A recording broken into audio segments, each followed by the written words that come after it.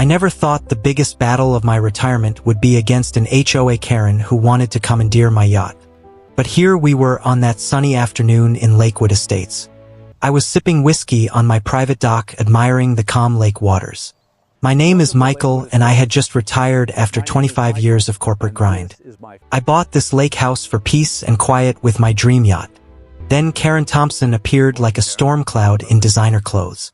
She was the HOA president, and she ruled this place like a petty dictator. Karen was in her late 50s, overweight and squeezed into a bright pink blazer that screamed fake authority. Her face always had that sour expression, like she smelled something bad. "Michael," she snapped with clipboard in hand. "I have booked your yacht for 40 guests this weekend." I nearly choked on my drink. "Excuse me," I managed to say. She pushed her sunglasses up her nose with authority. "The HOA has decided the marina needs more community events. Your yacht is perfect for it." I stared at her in total disbelief. This woman was dead serious. She thought she could just take my $2 million yacht. "Refuse and you will face heavy fines," she warned with a smug smile. "The rules are the law here," she added, dripping with entitlement. That was the moment I decided I had enough of her games. You see, what Karen did not know was that I owned more than just the yacht. The entire marina and docks belonged to me. I had bought them privately from the original developers 2 years ago. No one in the HOA knew a thing. I kept it quiet on purpose to avoid exactly this kind of drama. "Funny thing, Karen," I said, slowly setting down my glass.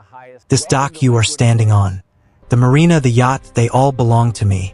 Her face froze for a split second. The smug look slipped just a little. Then she laughed it off like I was joking. "Nice try, Michael. Everything here falls under HOA rules," she shot back. But I could see the doubt creeping into her eyes. The war was officially on. Over the next weeks, Karen turned the entire neighborhood against me. She sent daily emails filled with fake bylaws and threats. She drove by my house at all hours, taking photos for supposed violations. Her loyal inner circle of retired busybodies boycotted my side of the lake. They whispered behind my back, calling me selfish. "Michael thinks he is better than us," they said. "He will not share his toys with the community." I attended the first HOA meeting, ready for battle. Karen stood at the front like a queen, addressing her subjects. She presented slides of my yacht on the projector. "Residents deserve access to all marina facilities," she declared dramatically. The crowd murmured in agreement. Some of them actually bought her nonsense. I stood up, my voice calm but firm. "Karen, you are proposing theft, plain and simple." The room went dead silent. She smirked, trying to stay in control. "HOA bylaws give me authority over all common areas," she claimed. That was when I dropped the bomb. I pulled out the legal documents from my folder. The deed to the marina, signed and sealed. "This is not common property, Karen. I own it, all of it." Gasps filled the entire room. Karen's face turned beet red in seconds. "That is impossible," she sputtered, losing her cool. Her hands shook as she grabbed the papers.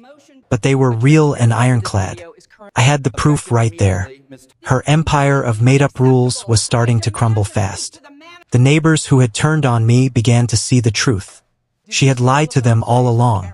She had abused her tiny bit of power for personal vendettas. One woman in the back even spoke up loudly. "Karen, you have gone too far this time." The vote was swift and brutal. Her motion to seize my yacht failed miserably. Worse for her, they voted to remove her as president on the spot. The tyrant was dethroned in front of everyone. Karen stormed out, muttering empty threats under her breath. Her colorful blazer looked ridiculous as she waddled away, defeated.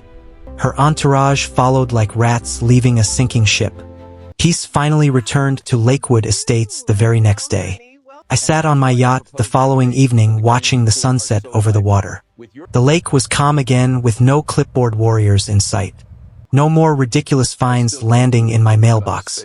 No more passive-aggressive newsletters calling me out. Only in America could a Karen turn a neighborhood into her personal kingdom. She hid behind rules while breaking every decent one herself. She preached community spirit, but only when it filled her ego. The real victory was not just keeping my yacht safe. It was exposing how fragile those little thrones really are. Power, even the tiny kind, always reveals who people truly are. Sometimes all it takes is one person saying enough is enough. And watching the whole house of cards collapse in real time. That is the sweetest justice you will ever taste. When someone tries to take what is yours with pure arrogance and entitlement. Stand your ground and let the truth do the heavy lifting. The lake looked brighter that night. My whiskey tasted sweeter too. Retirement finally felt like the escape I had earned. Karen moved away a few months later. Her house sold quickly to someone normal. The new HOA president actually listened to people. Funny how one big fall can reset everything. I still smile when I remember her face that day on the dock. She thought she could bully me into submission. Instead, she bullied herself right out of power. That is the beautiful part of these stories. The bully always overplays the hand in the end. And the rest of us get to watch the show with a cold drink in hand. So if a Karen ever comes for what is yours, do not just roll over. Pull out the paperwork and watch the magic happen. Justice is not always loud, but when it lands it hits hard.